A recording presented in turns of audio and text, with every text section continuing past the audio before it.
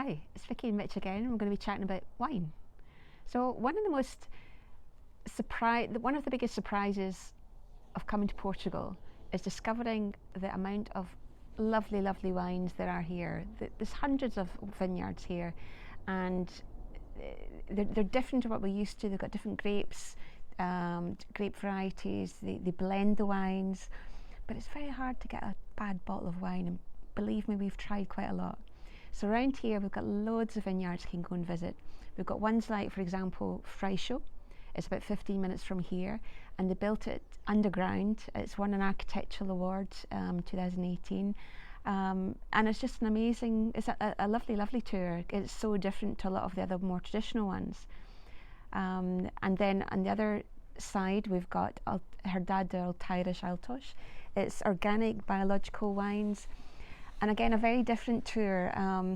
It's just one couple and one other guy that helps them. They do everything themselves. And you go for a tour and you actually walk through the vines. And they do things like if something needs to change, they'll grow something up the middle to change how the wine tastes, how the grapes are. And they mature the grapes in tallias, big large clay pots. But it's such a lovely tour, lovely setting. You sit in a terrace, you taste some wine, have a little bit of cheese and bread. It's beautiful.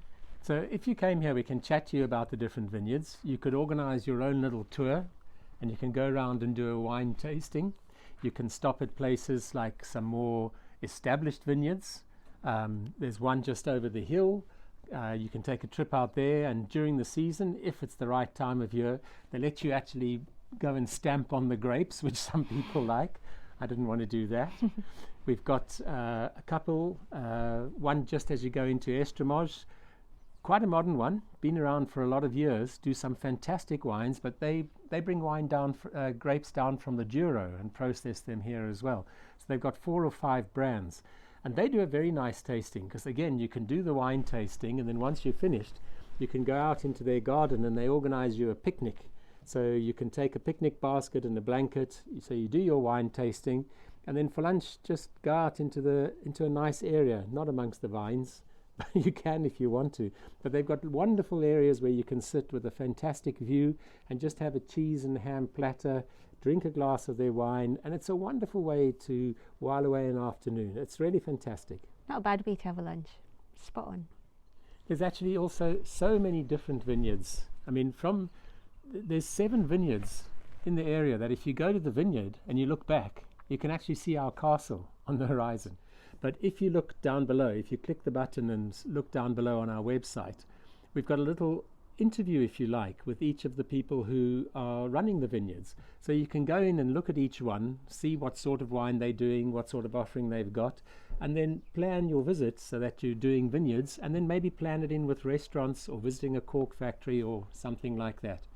But at the end of the day, you just come back here to the Alentejo, sit down on our terrace, see this amazing view, and just have a fantastic night's sleep, and then you're ready to plan the next day. So if wine is your thing, then I really recommend coming here for a different experience, different to California wine, different to Australia wine. The blending, the techniques, the grapes, the cultivars, everything is so different and so interesting. You'll have a whale of a time here. Heartily recommended. Click below, give us a shout, and we'll see what we can organize.